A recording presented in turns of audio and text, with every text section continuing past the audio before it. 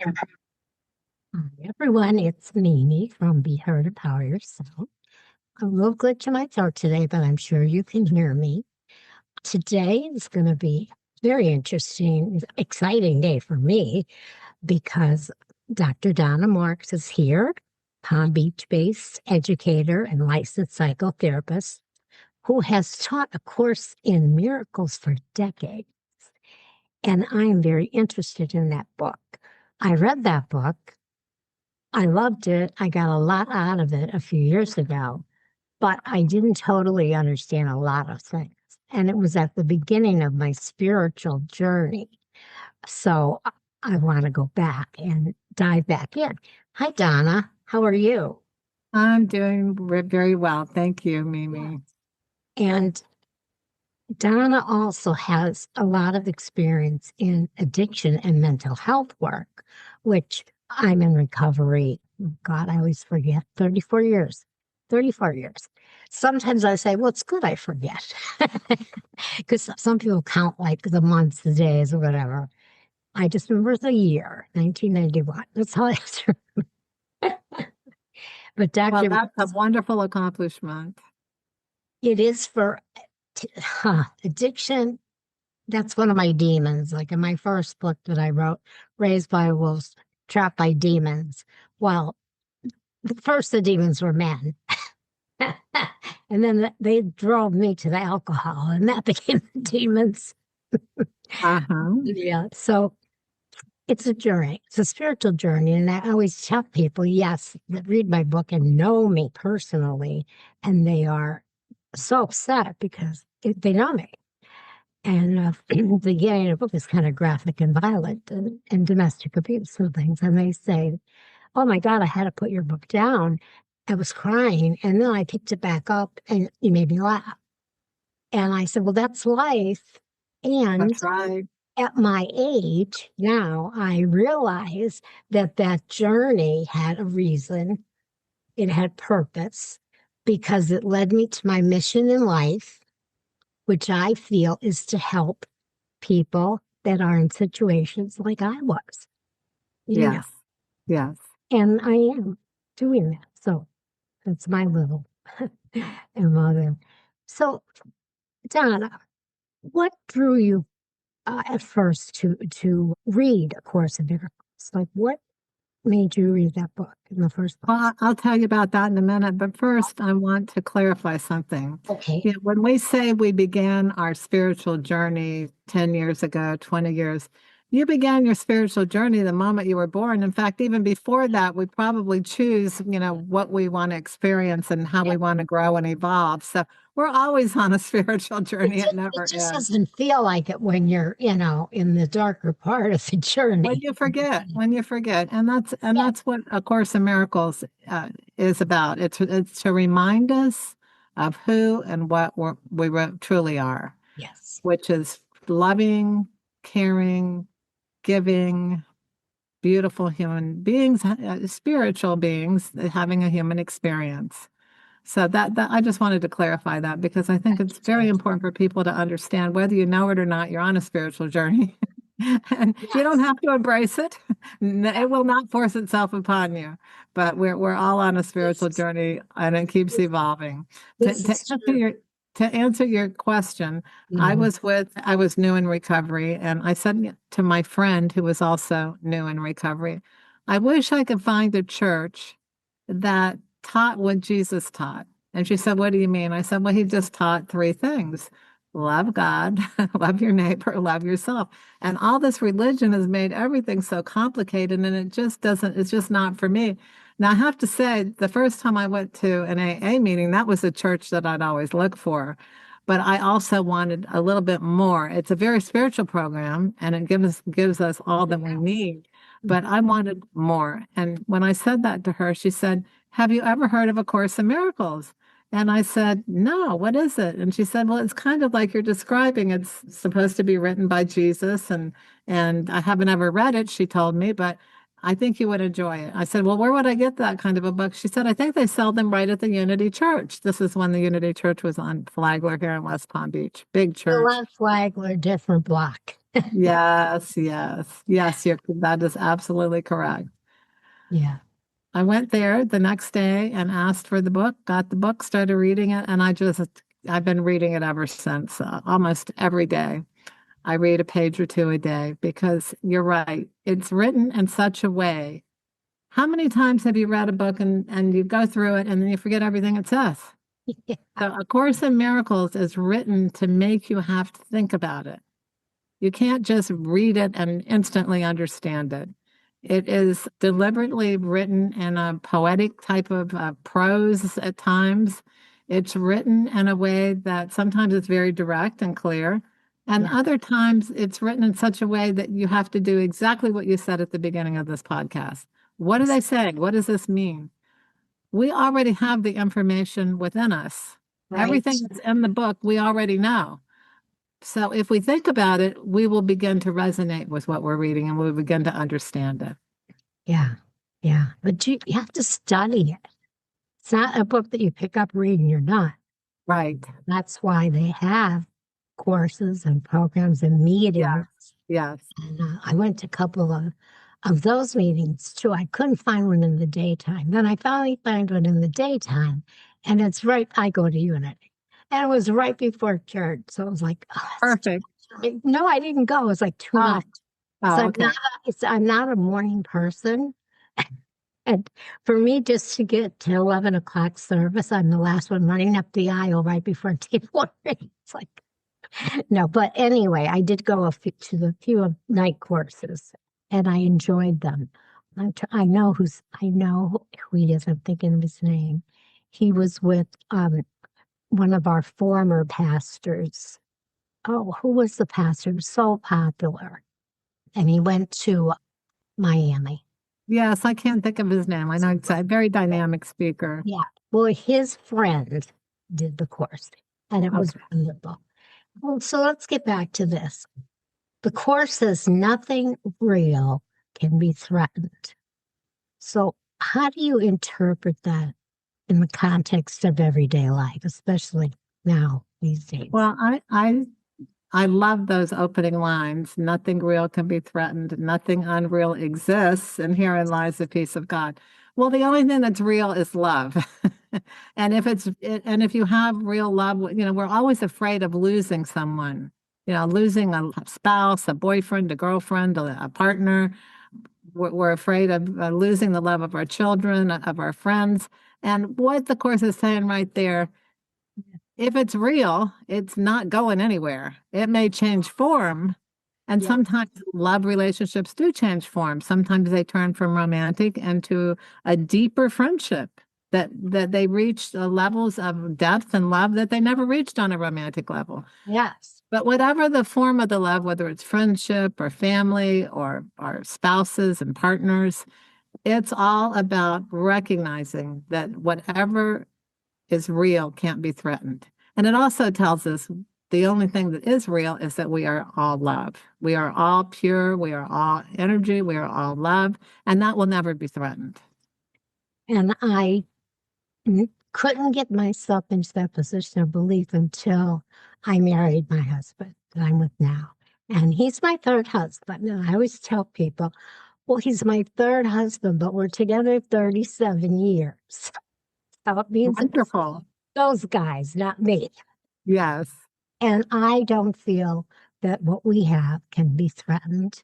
I have only love, not fear, and we have gone through so much. You can imagine. Well, that's how you know it can't be That's how you threatened know. That's how you because know. it stood the test of all the experiences. Yeah, neither of us got in land. We stuck it out with everything. But a lot of readers too struggle with the concept that the world is just an illusion. And how you teach the course. So, how do you make sense of that teaching without dismissing like human suffering if the world is just an illusion? Well, that is a tricky question. And I think that what the Course teaches us is the real meaning of a miracle is when we change our perception. So we can look right now at all the strife and all the commotion and, all the pain and suffering, or we can say transformation is messy. It's messy. See, And so when I say I don't understand what this means, which is something that the Course teaches, I mhm, don't understand, and I am open to looking at it differently, then mhm, I can experience the miracle of maybe what I'm seeing. I'm not saying it's not happening. I'm just saying that I'm not seeing the whole huge picture of what's happening. and And what? therefore, I am limited. And my ego, which is the other part, based on pain and based on my past, which I project onto what's going on right now. If I don't like so and so, it's not because of so and so. It's because he or she reminds me of so and so back here. Yes, So absolutely. so there's so many components here that really what's real is that this is one big beautiful planet and we are here on this giant playground to love and share and play and laugh and produce our gifts. Yeah, But we get so sideways on things because the egos get involved yeah. and we react to all those egos Right. and then we see the illusion, then we live the Exactly. illusion rather And than the solution, which is always love. yeah, and sometimes it takes some maturity before you can get there. Because I can sit here now and say, oh, all that stuff happened so I could help people today. But when it was happening, I didn't see that as something that had to happen so something good could happen. Who would, you know? So, and I get the other things too, because I think, I think, my own mind, my own ego, that all these things that are going on in the world, as terrible as they are an upheaval of evil, an upheaval of what's wrong, so that the good can come out, if that makes any That would sense. be the silver lining, yes. Yeah, it's the silver lining. I say, whenever you get your house redone, it is a mess. It is a disaster, and you're angry and frustrated. And why isn't it done yet? Yes, yes, You walk in, and the walls are all crumbled, and and the furniture's gone, and the floor's torn up, and there's holes in the wall. However, when you see the finished product, you're so glad for having gone through all of that. And transformation is messy because people resist it. it's And, resistant. there's always those forces of ego versus Holy Spirit. Yeah, And so that is never clean and simple and clear. no, and very, Our mission as students of the course, though, is to try to bring people into that consciousness. No matter how they're behaving, they're actually loving spiritual beings.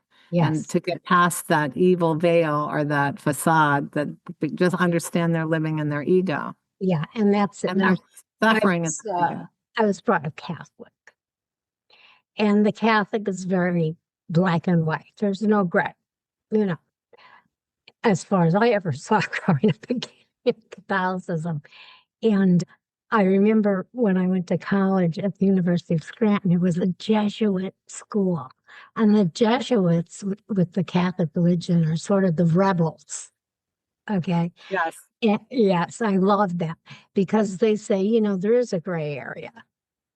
If a man is starving and his kids are starving and he steals a loaf of bread, that is not a sin. Oh, my heavens. I couldn't believe I was hearing that.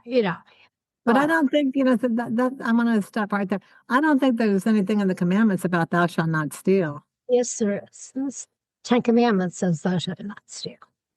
It Oh, it says is in there. it isn't. Yeah, Oh, yeah. So they I have know to. you're not supposed to covet. I didn't realize there was, No, because it's stealings in there. I'll look it up later. You look it up and let me know. okay. 99.9 sure. Okay. And yeah. So they talked about that, and they talked about, there's certain areas where you're on that gray area. But what I liked too was, oh, now I forgot my train. Get back on the train. I'll go to another subject and see. I'll get off on another station. So let's talk about No, you were talking about the gray areas though, the and gray you were areas. taught that if somebody needs to feed their Yeah, child, loaf yeah. of And they bread would is not say stuff. that's not really a sin, you know. Well, we had venial sins too, and then we had the mortal sins. Right, right, And the right, venial sin would be stealing the bread, but it would still be a sin. right, The mortal sin would be if you killed the man there at the store, you know. right. But if they Murder still, and adultery and yeah. yeah, And what really threw me off was when I got divorced for the first time and adultery was involved on his side, they told me I could no longer receive communion. right, And I went, what? Like, what do you, what? I didn't right, do anything. And that, exactly. ooh, was I angry? I was angry. Well, you were violated. I was violated. I was marginalized. I was told I was First of less. all, you're violated from the adultery, and then you're violated by telling you pay for his I adultery. had to pay for it. So I went to this big church downtown. I went to the confessional booth.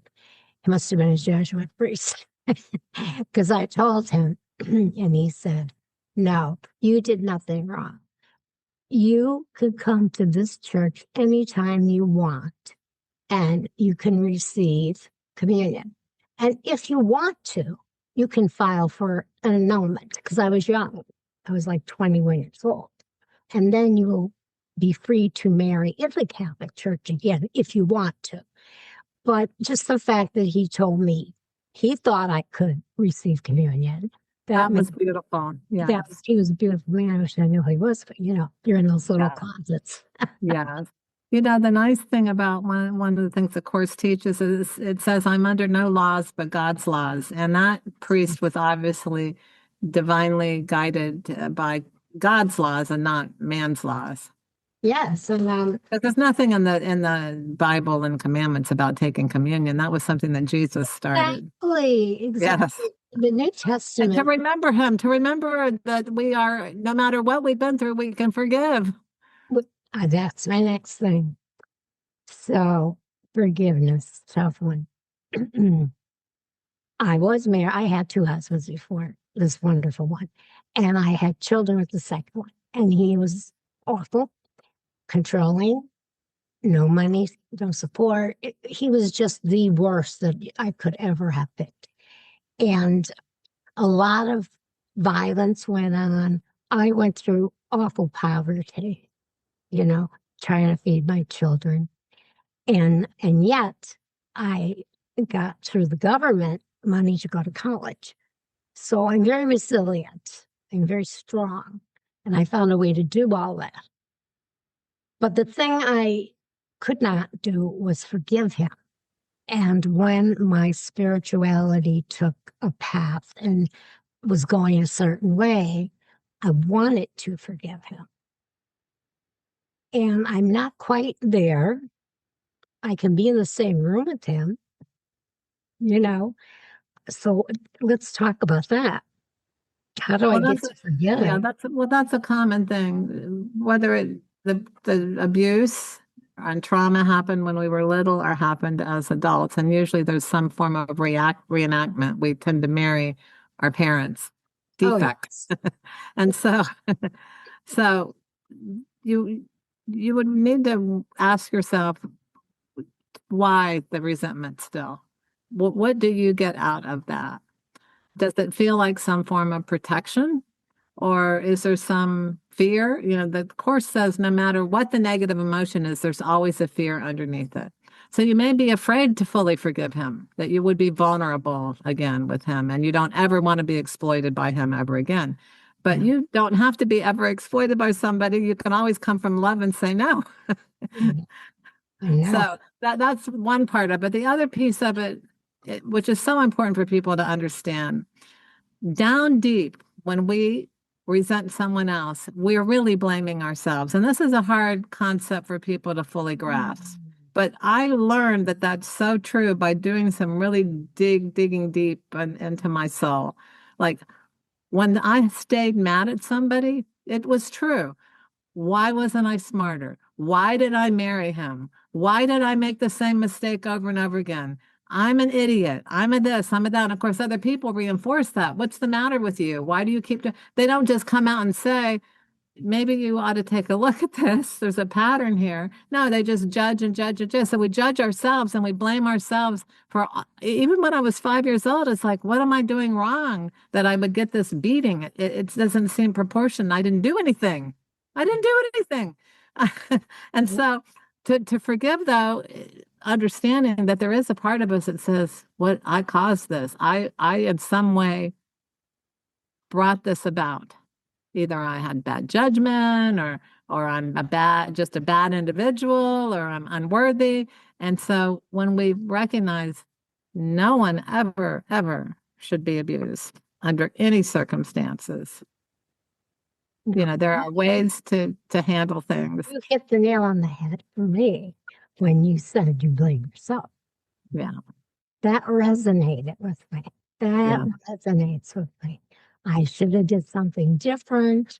And, even when we got divorced, he wouldn't leave me alone. And, yes. Even today, I very rarely, but I say to myself, well, if I did this instead of that, you know? And one day I thought to myself, well, if I didn't marry him, I wouldn't have the 2 children I have. I That's wouldn't right. have the 4 grandchildren, That's and I right. wouldn't have the great grandson I have. Yes.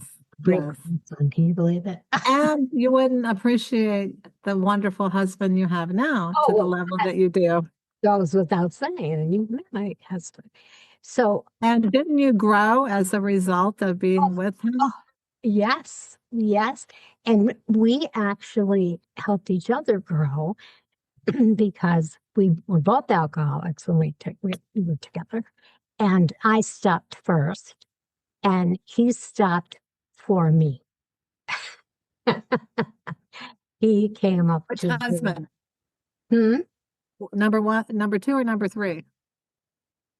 Oh, Who stopped Jerry, drinking? the one I have now forever. Okay. My Yeah. 4 decades of But I'm saying even the pain and suffering you went through, you grew. You went to college, you figured it out, you took yourself out of the victim role into the empowered role. Yeah.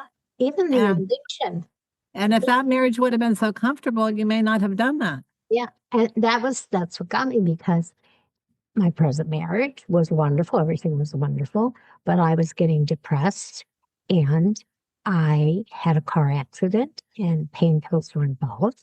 Do not drink with alcohol. Ego says they don't mean me. And there was no intervention. I knew I had to go somewhere. I was not in good shape mentally, and I went. But the funny part for me now is that he said, I quit drinking for you, honey. I'm not an alcoholic, but I'm just going to quit drinking. Whatever. Okay, honey, but we owned a bar. And I said, well, that's lovely, but we have to sell the bar. And he said, I was at Margaret 5 days at the time. He said, what did they do to you in 5 days? Oh, that's hilarious. It was hilarious because I had to be medically detoxed. I had a very high tolerance. And I really loved it. Someone else should have died with what I was doing. And when I cleared my mind, they gave me the big book and I started reading it, and it was amazing. It was like, it's a wonderful, wonderful book. The big book, Course in Miracles, they have very similar messages in them. Oh, absolutely. Spiritual truth is spiritual truth. And the solutions are very similar. Like both say, what are your fears, and choose love instead. Exactly. And it's fantastic. The 12-step books, and there's many, but the message is the same in all of them. They're all taken from the Alcoholics Anonymous format. Yeah, but all of, that's the beginning of the journey. And then the Course in Miracles is like that 11th step of, having had a spiritual awakening. We carry this because we're already spiritual, but we're reawakened to the fact that we are spiritual. And then I think A Course in Miracles is a wonderful adjunct to that working those steps and then being Yeah, at the end of the yeah. steps. But eventually he gave in to the fact. It took him a while, but that's okay. He's sober. And I always let him know that I'm 5 days more sober. Cute, cute. Anyway, I'll tell you what I want to say too about briefly on AA. Everybody talks about the big book and it's wonderful, but when I sponsored back in Pennsylvania, I read the 12 and 12. Bill Wilson wrote that later. Mm-hmm. And Donna, it was like poetry the way he wrote it. Mm-hmm. And I said, I am going to use this book to sponsor my girls. And I was lucky enough, I attracted like 6, 7 people at a time. And I said, okay, the only way we can do this is like I'm the teacher, we're going to have homework and we're going to have class. Otherwise, I can't sponsor 6 people. And we're going to use the 12 and 12. And some of them had never read it. I love that book. And so I would have them read a certain chapter depending what step they were on. And then I would give them their homework, which was questions on that. So the reason I'm telling you this, and this is how love and life works. I'm down in Florida now 22 years, and one of the women I sponsored from day one, she was new, has almost as much time as I have. She's 30 years, and she is a sponsor. And 2 other girls, the same story. She tells me, we still use your homework. Oh, beautiful. Listen, I mean, I got chills when you told me that. Yes. That we use your format. We meet and we kept our homework and copied it. And oh, I was thrilled. That's a beautiful story. So it comes back to you in little things like that, you know? I was so happy to hear that. So the course claims fear is learned and love is our natural state, which we were talking about. So I think, and we also talked about this, that people that have lived through trauma find that harder to believe. And I have lived through many traumas, and I found that hard to believe, 30 years ago, and I had to keep going on that journey, putting one foot in front of the other and always trying to make the right decisions. Sometimes I did not, sometimes I did. But what's like the one simple practice from the course that anyone could start using today? Just one thing that they could do. Well, the first thing is that whenever I'm upset, I'm not upset for the reason that I think. Mm, That's one of the lessons. yeah. And to really understand that underneath all discontent, unrest, anger, any negative emotion, whether it's guilt or anger, which are the 2 predominant ones, Yeah. underneath all negative emotions is fear. So when we can look at that, like, what am I really afraid of here? Is it affecting me directly?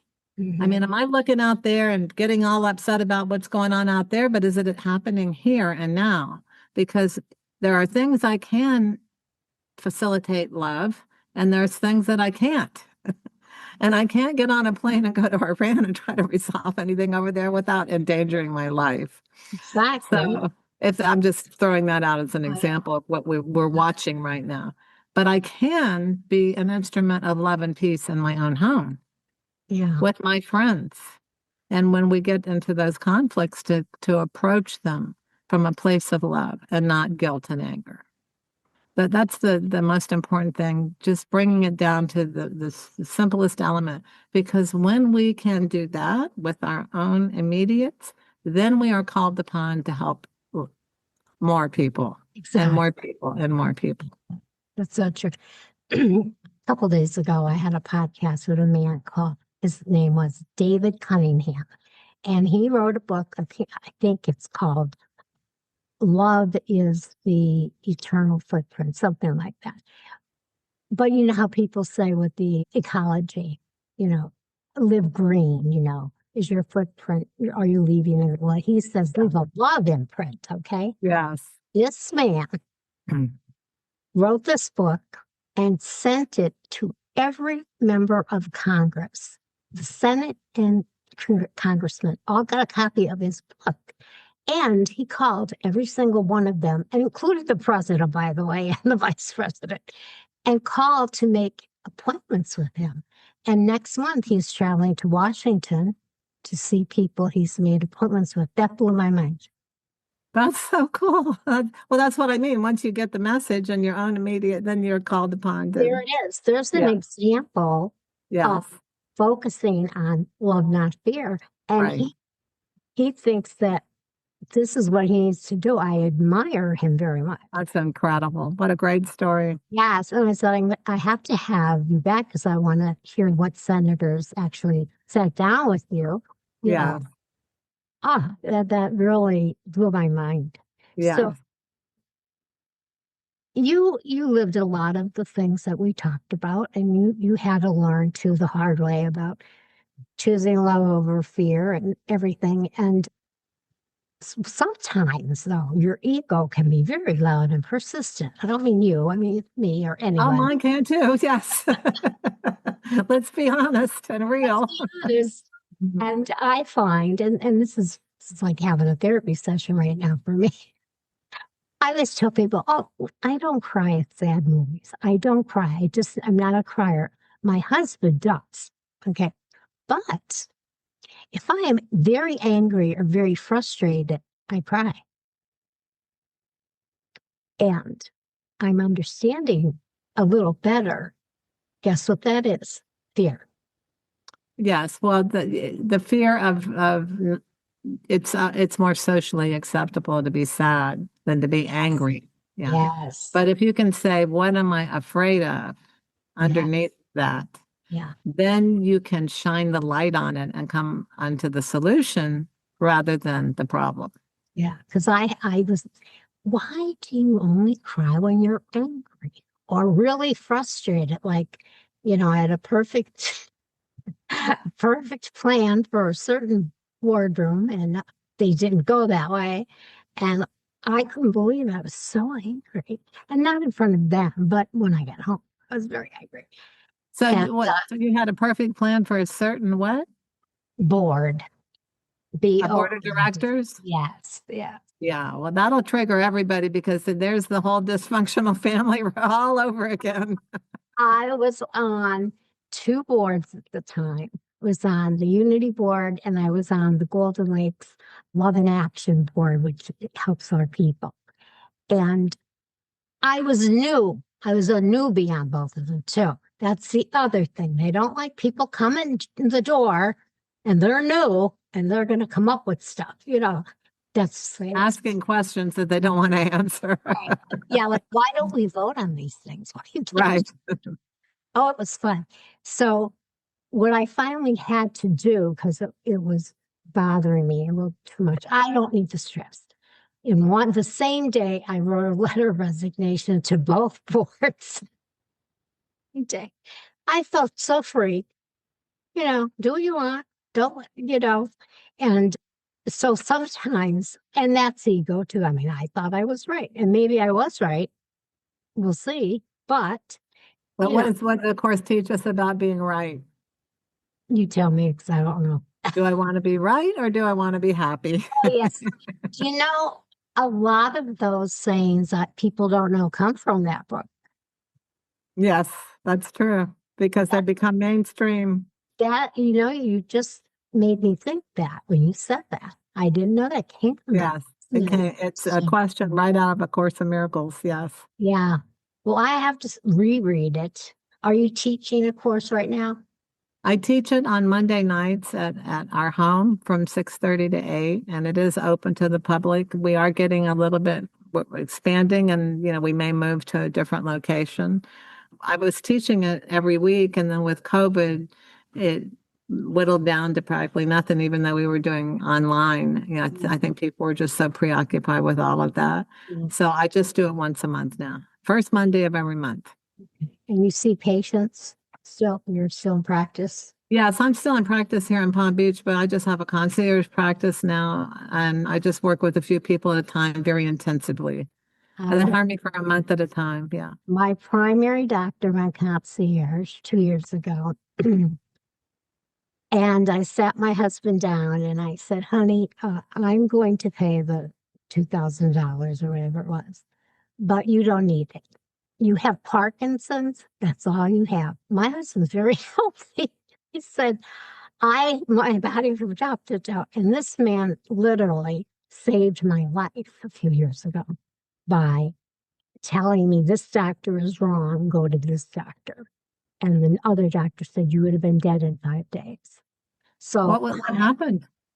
well, I had an infection in my stomach that would not go away, and Oh my goodness. I was at JFK the whole summer of 2015, and I just put out a book called Anatomy of an Alien because they would always find You have such great titles to your books.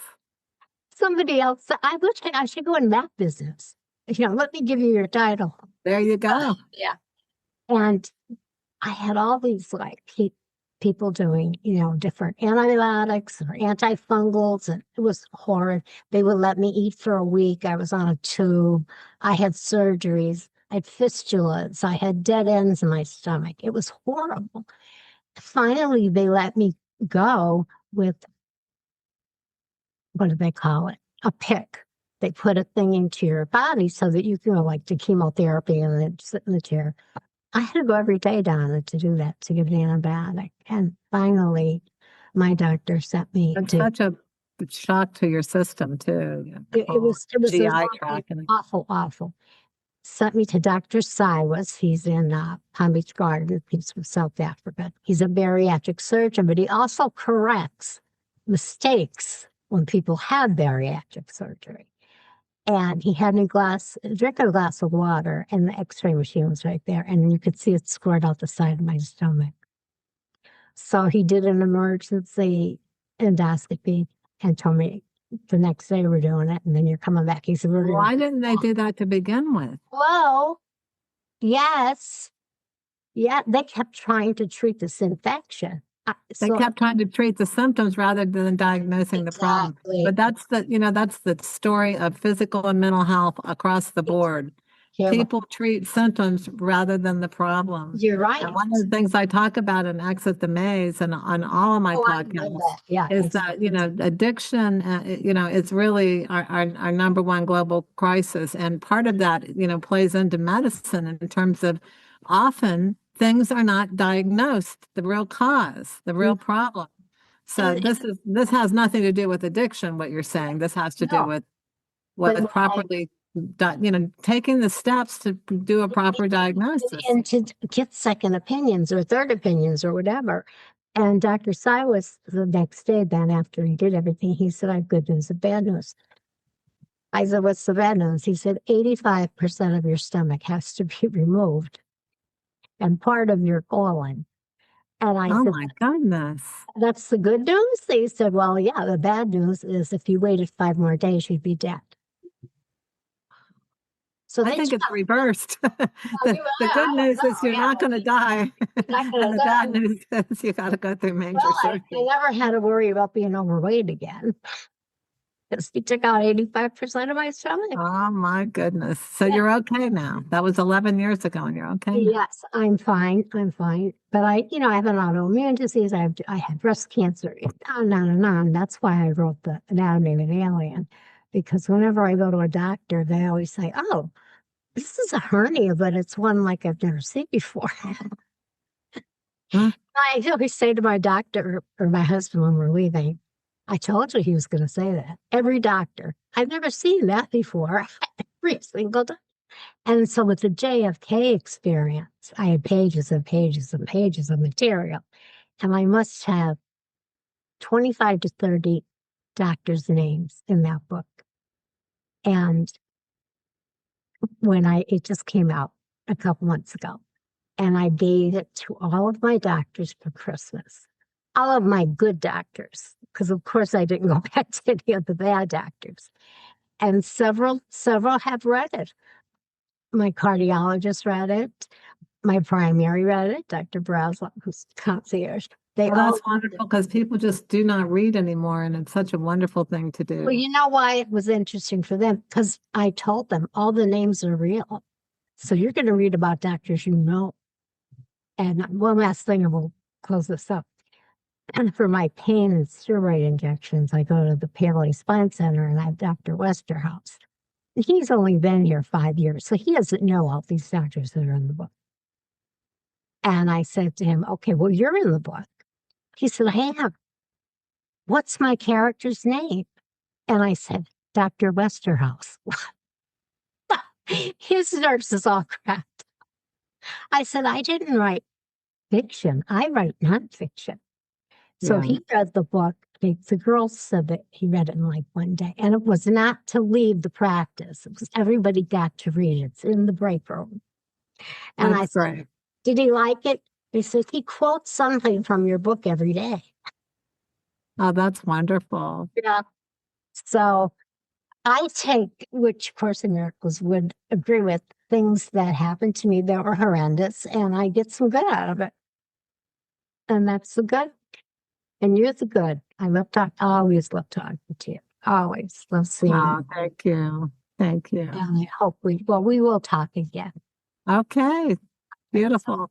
everyone listening, I hope you realize that the miracle is already unfolding because we are willing to choose again. And that's the secret, to remember the truth of who we are. Absolutely. And if you want love, be love and you will have it. That's right, Don. Thank you so much.